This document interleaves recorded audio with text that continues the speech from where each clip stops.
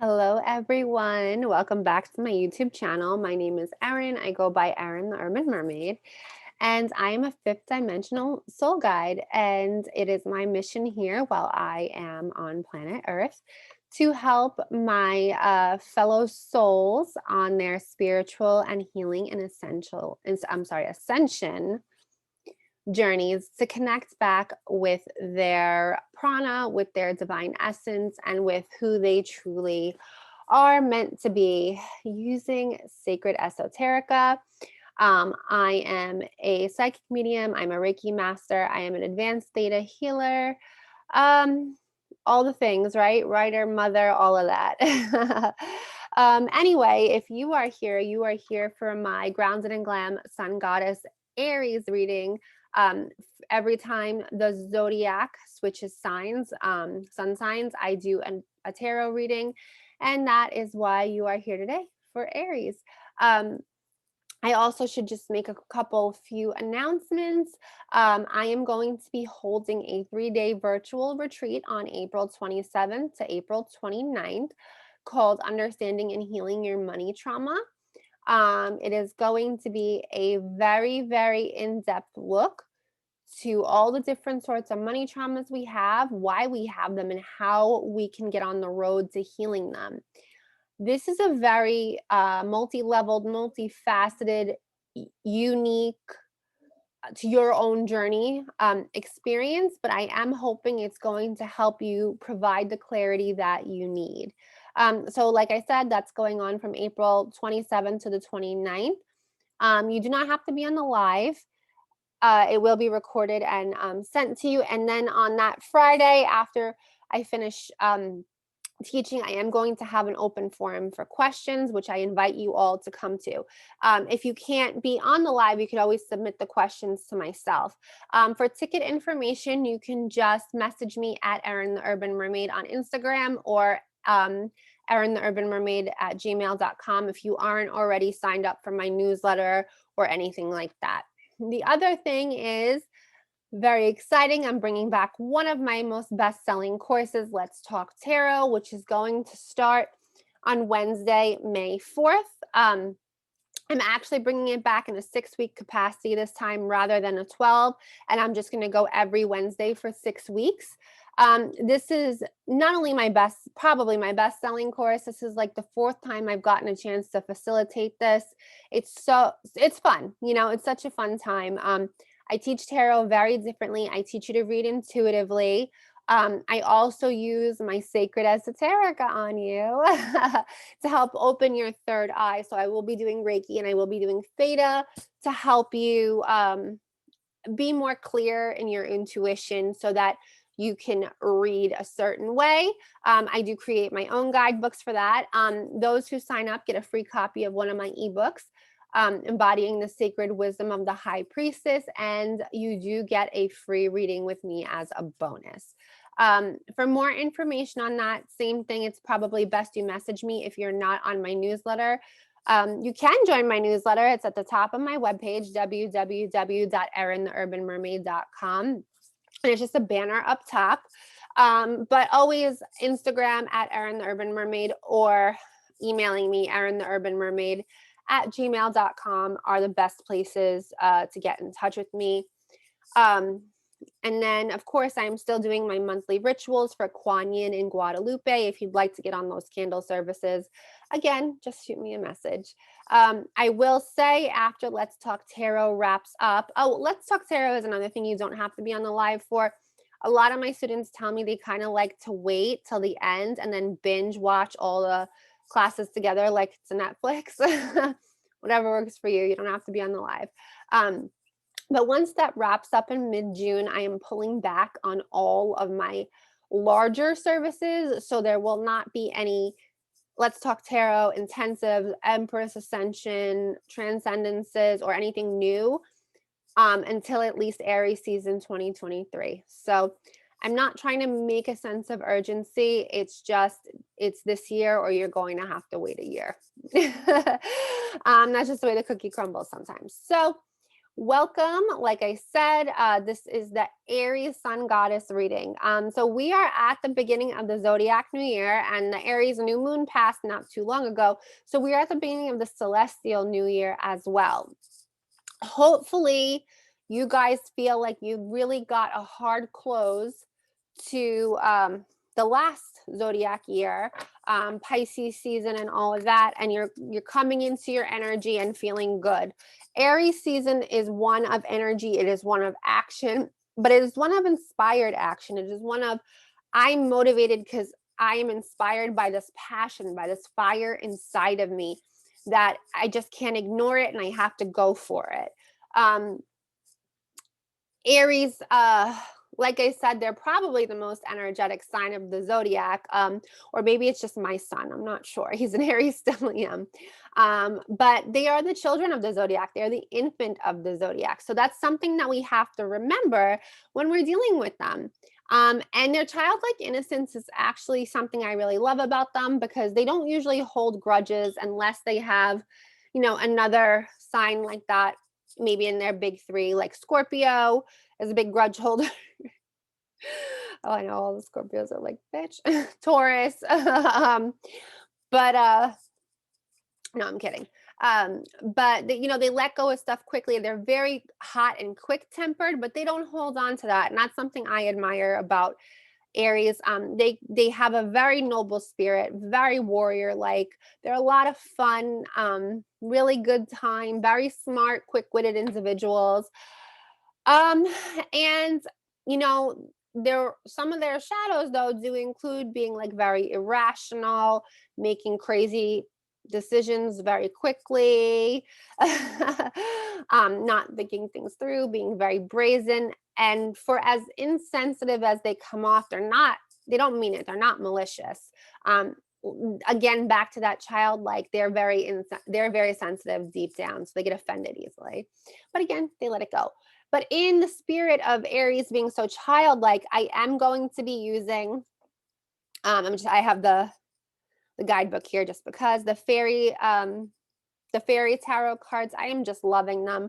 Messages have been so profound, as well as one I haven't used in a long time, the Star Spinner Tarot. This always reminds me of like a Disney deck or a kid's deck, not in the weird Disney creepy way, but it's just very whimsical and very fun. So I felt like this was awesome and perfect for the Aries reading. So why don't I shut the hell up and finally get into it, huh? So I did some meditating and shuffling before. The only thing about this deck, and I'm not going to say it's a complaint because that's kind of annoying of me. And this is the publishing company. They're not very broken in when you get them, and they are very large. I like that they're large because I could read them, but it makes shuffling a little bit on the difficult side. I kind of got to break them up. I know that in time and as I use them, they'll get more worn in and they won't be as slippery, but for the time being, it makes things a little bit like tedious. So I did shuffle before, but I'll just do a couple cuts here. Oh, as I take my deep breaths, I should warn you guys if I look a little crusty, I'm getting over a sinus infection where I was blowing my nose a lot. Also, why I sound very nasally today. Even though you guys are probably like, girl, you're from Brooklyn. You always sound like that. All right. Invite our guides in. Angels, archangels, guardian angels. All benevolent beings, only spirit guides. Please guide us in this journey. Now the sun is in Aries season. What messages do you have for us? Oops. See, it's so sticky. A card just stuck to the guidebook. Annoying. All right. We'll do one final shuffle up. Let's roll. All right.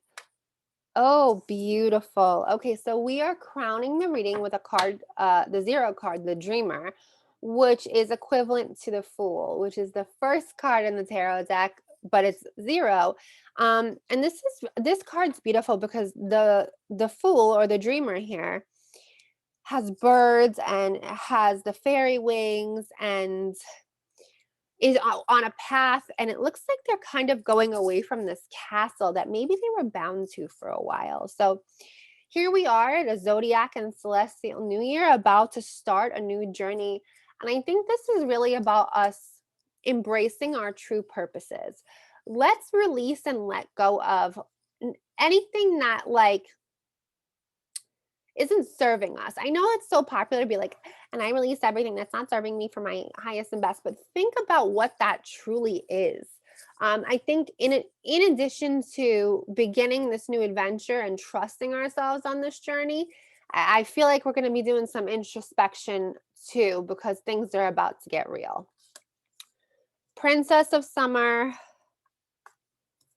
Nine of Winter, and Three of Spring. All right, so Princess of Summer is kind of showing me also a newness here as well. I feel like some of us are finally getting out of our heads and into our hearts, and being able to embrace the more compassionate side of us and putting our compassionate heart forward rather than always being stuck in our minds.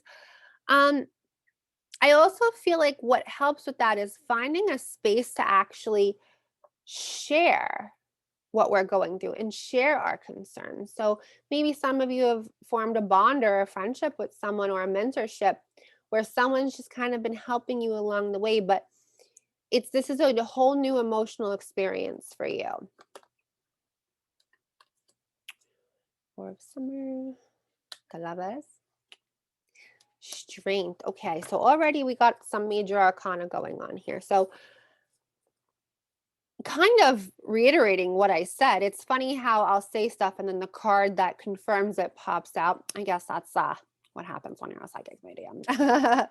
But the Four of Summer is someone who's really stuck in their thoughts, and they're having trouble letting go because they're really in like a place of distraction almost, and they can't see the magic in front of them because they're so tied up in being in this one place. Whereas as we get out of our heads and more into our heart, we could start to see the beauty of life around us and the gifts life has to offer us.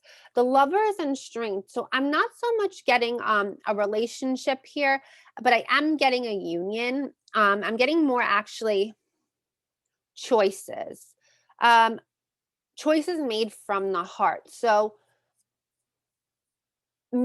checking in with ourselves before we do the decision making. Is this decision for my highest and best? But also, am I doing this because I love myself? So it looks like self-love and self-worth are coming in really strong already too. And then I pulled the Strength card. And I feel like this is really serving as a reminder that we're put on this earth with a purpose. We all have a divine purpose. And even in these crazy times, I know there's days I feel like giving up. I'm like, I'm over this shit. I'm so over everything.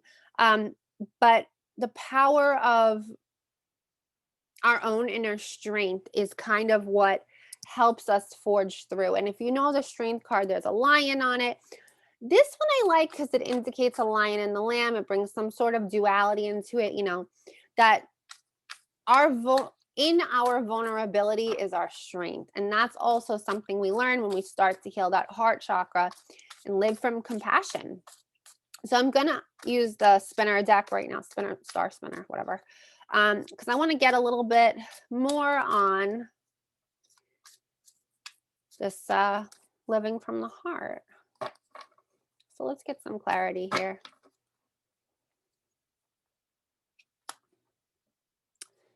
Eight of Swords, Knight of Cups, Five of Swords. Okay, Swords energy right now is telling me that our block was mental. Our block was, we are the only person who could truly ever hold us back from anything. And we spent so long being mentally blocked that we didn't know how to feel our emotions.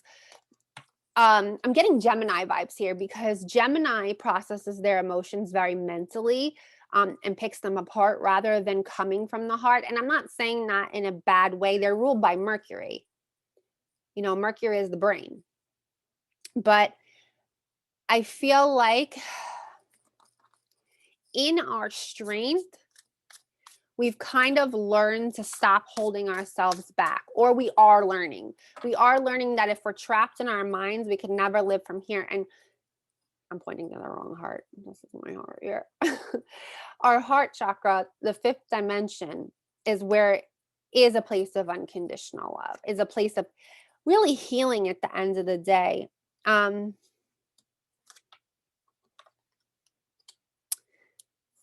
And the more we work on honoring our emotions, living from our heart, and when I say honoring our emotions, that doesn't mean being an emotional nutcase. It means the rise of the divine feminine, where we discern our emotions, we honor them, we process them, we understand them, but we let them go because they can't control or overwhelm us at the end of the day, because we can't function like that. The same way you can't function too much in your head, you can't function too much in your emotions either. So we're learning not to fight ourselves and to find this balance. And this is really what's going to lead us on this next part of our journey, which I see a lot of fulfillment from.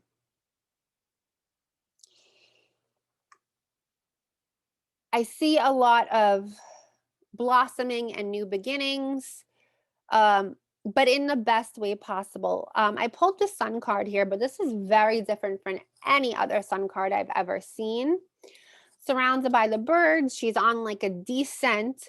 And what's coming to me is like, we can never truly live from our heart and live in the 5D if we actually don't descend into ourselves to learn ourselves.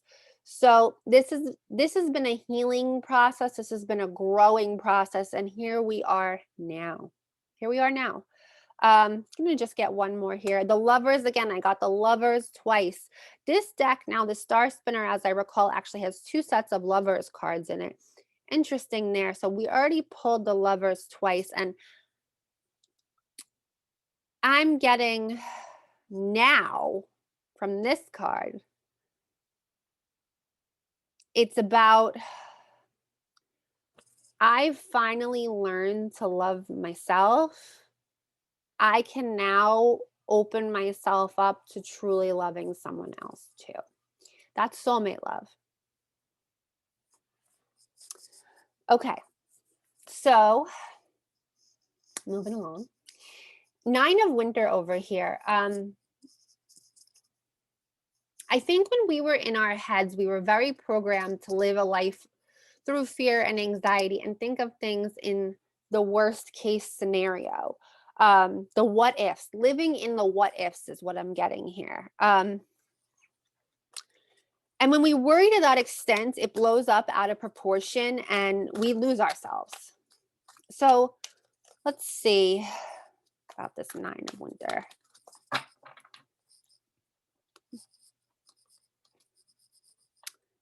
Eight of Winter. So once again, I'm getting a lot of mental energy here. A lot of mental energy. So I think what they're trying to show me is to remind you to believe in yourself. I know that sounds really corny, but if you don't start loving and believing yourself on, how do you expect to get this reciprocal soulmate love to be at the level you want it to be? You might have a partner, you might have a husband, you might have a wife, a girlfriend, a boyfriend, a man friends, a woman friends, whatever they call it these days. But are you guys truly on this transcendental level? Relationships go in cycles and waves. I always say that. Nothing can always be up, up, up, up, up, perfection all the time, because it just doesn't work like that, because that's human nature. But when we start focusing on our healing and we start believing in ourselves, and when we start trusting ourselves, enough to not always trust every thought that comes into our head and believe every thought that comes into our head. Again, that's when the fifth dimensional consciousness starts to overcome us, but in the best way possible. And we let our gifts shine. We let our compassion shine. We let our, I'm getting the word charisma, our je ne sais quoi sort of thing. Speak, sorry. But, and when we get on that level, things kind of start to open for us and they start going our way, because we can't just always think positive and do affirmations and mantras. That's a good thing layered on top of healing. And I think that's what it's really getting at here is all levels of healing have to be worked in conjunction with each other in order for that heart chakra to lead. And I know I keep touching the wrong space, but you know what? Maybe it's mirroring me. I don't know.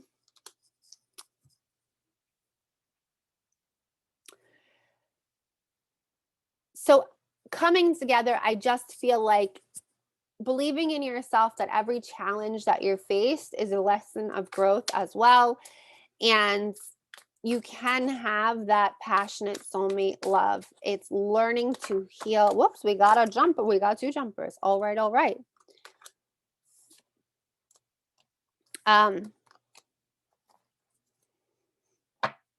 Of course it's soulmate love. I pulled the Hierophant. The Hierophant and the Four of Wands. The Hierophant is our spiritual teacher. Now, you might think that the Hierophant would be more closely associated with the twin flame because of how much that's supposed to teach us about ourselves on our journey. But let's have a little bit of discernment here and let's be open to any and all possibilities and not be married to one, because I mean, when we're open in general, that's a higher consciousness. So the Hierophant holds these keys and he kind of is holding up like 2 fingers, 3 fingers like this, like, hey, give me a minute here. So spiritually, I feel like things have been working on your side and you're being handed the keys. It's like the Hierophant is handing you the keys to your highest and best self to unlock it. And him and your spirit team and your spirit guides and your angels and your ancestors and your guides have all been working behind the scenes as you've been doing the work here. And they're like, here are the keys to your future. Let's fucking party. But what I mean is, I do feel like they're celebrating all of the hard work that you really put in and that I just pulled the Queen of Swords. It's like you've mastered this level of your thoughts. You've mastered this level of your thoughts and you can now communicate with clarity and conviction, which is also a fifth dimensional trait, you know?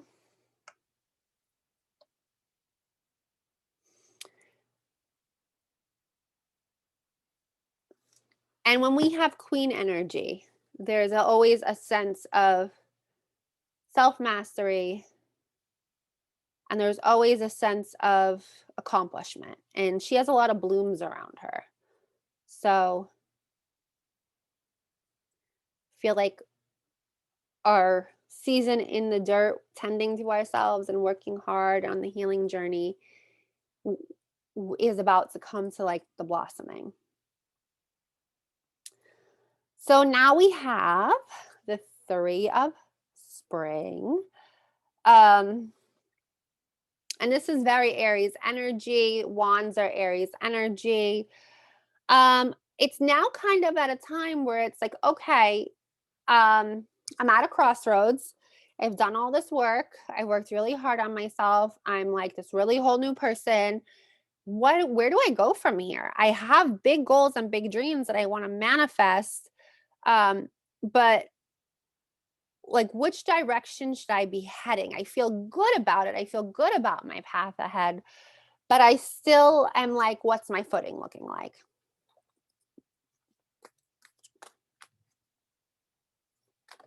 Jumper. And it comes back to those emotions. The power of our love. The power of our love, the power of who we want to be is manifested through our devotion to walking this path. Our devotion to our healing, our devotion to our ascension, our devotion to ourselves, doing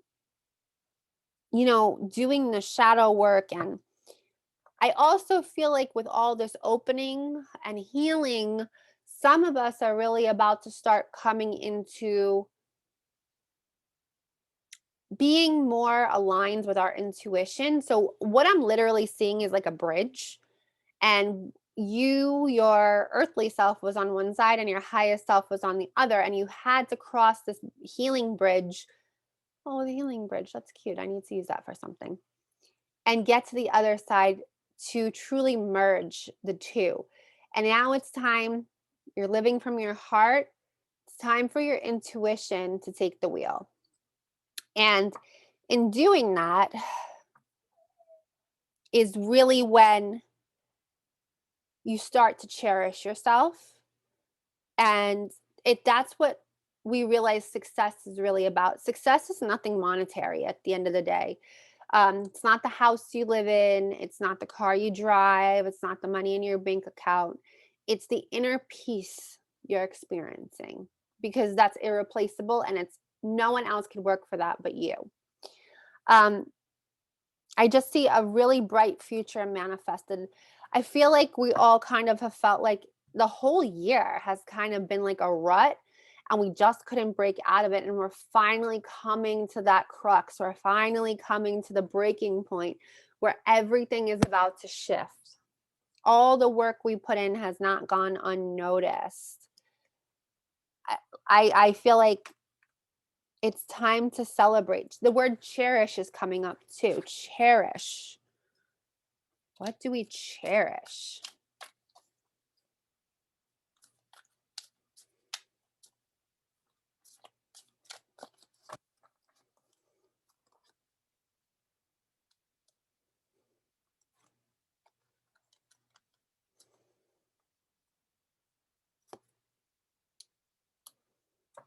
The Lovers again.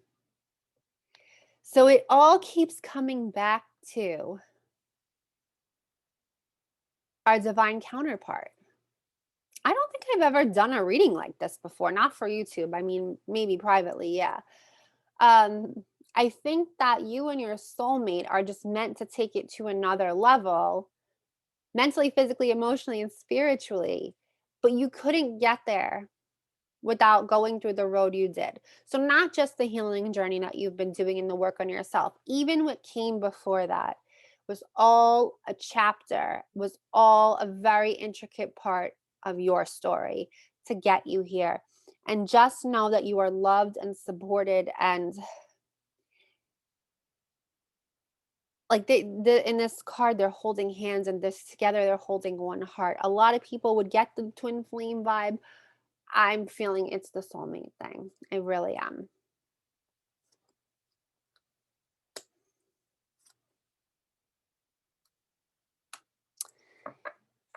And just to wrap it all up, a reminder from the Two of Coins and Justice that no matter what you decide and no matter what path you take, you're always where you're meant to be. You're always in divine timing, and you're always on your path. This is a really beautiful reading that I didn't expect to go in that direction. All right, what I would like to do is pull an oracle card for you guys from Rebecca Campbell's new deck, the Rose Oracle. I think I don't know if I said it here on YouTube, but I have been telling my clients boldly, I say this is my favorite deck of hers. And I love the Her Light is the New Black. I'll be honest with you, it didn't connect as much as with the Star Seeds one, but I'm into this. Very profound messages. Okay. The sacred waters. nourishment, replenishment, health, rest, and self-care. I do want to show you the card. Go this way because my light. She always gets really, really talented artists to do her artwork. I will give that for sure. So let me look that up. Her, read it to you guys.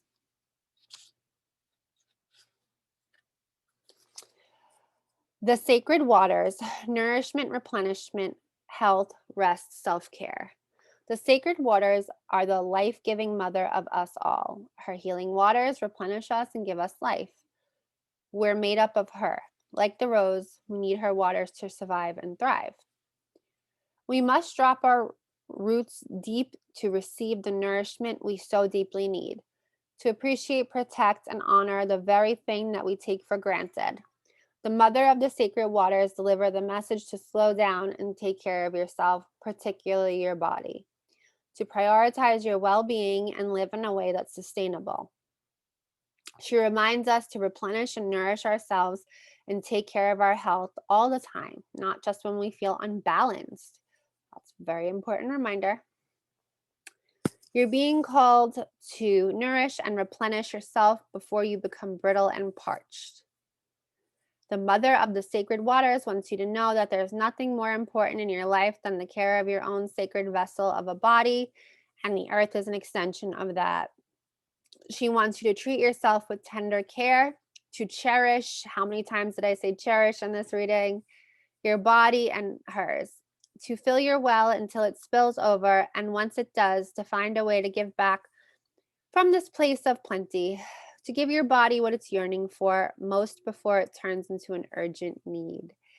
Prioritize your freaking self, everybody. What is your body yearning for? And we know that, especially my Virgos out there, with your psychic body speaking to you, but you don't have to be a Virgo. You know, caring for ourselves comes in many different forms. It's all about listening to what our body truly needs. That is part of the feminine. That is part of the rose here. And that is absolutely a huge thing that we have to learn on our healing journey. I just want to say thank you guys so much. I will leave the info for everything I referenced at the beginning of the video in the comments. I would love to see some of you guys there. If this reading resonated with you, I would really appreciate the like, the subscribe, the share, the download, the comment, whatever feels good to you. It's always, always appreciated. So thank you guys so much. Take what you need from this and have a wonderful, fulfilled Aries season.